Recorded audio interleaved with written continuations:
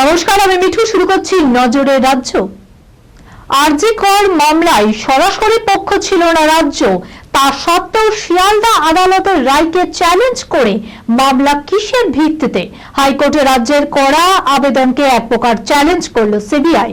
আদৌ রাজ্যের আবেদন গ্রহণযোগ্য কিনা প্রশ্ন তুলে দিল কেন্দ্রীয় তদন্তকারী সংস্থা। আগামী সোমবার এই নিয়ে শুনানি হবে হাইকোর্টের বিচারপতি দেবাংশু এবং বিচারপতি মোহাম্মদ সব্বর রশিদার ডিভিশন বেঞ্চে।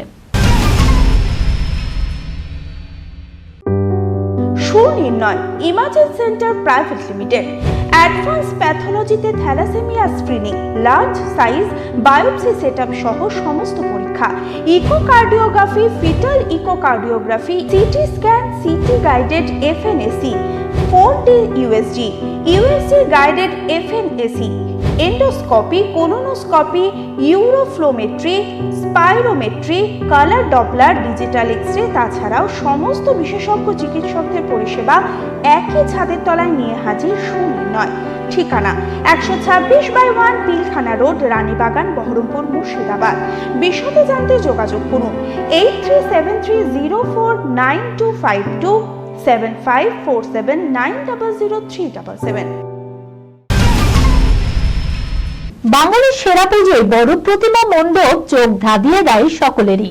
এদিকে বাসন্তী পঞ্চমীতে বিদ্যার দেবী মা সরস্বতীর আরাধনা এক অন্য মাত্রা রয়েছে বঙ্গে। সেই আবেগকে সঙ্গী করেই সবচেয়ে বড় সরস্বতী পুজো করতে চলেছে বাটানগরের দুটি ক্লাব। নিউল্যান্ড মাঠে গড়ে উঠছে 111 ফুটের সরস্বতী।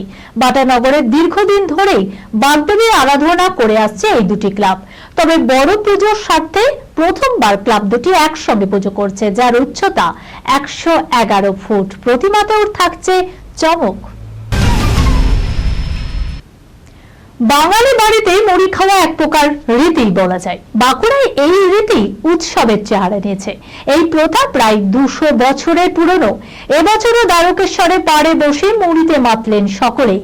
কেউ চানাচুর, ধনেপাতা, শসা, লঙ্কা, টমেটো।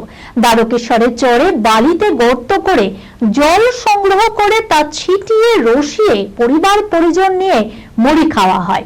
বাঁকুড়ায় কেঞ্জাকুড়া সহ আশেপাশের অন্তত 20টি গ্রামের প্রায় লক্ষাধিক মানুষ এই মেলায় হাজির হয়েছিলেন। কথিত আছে এই মেলাতে মুড়ি খেলে নাকি অসুস্থ মানুষও সুস্থ হয়ে ওঠে।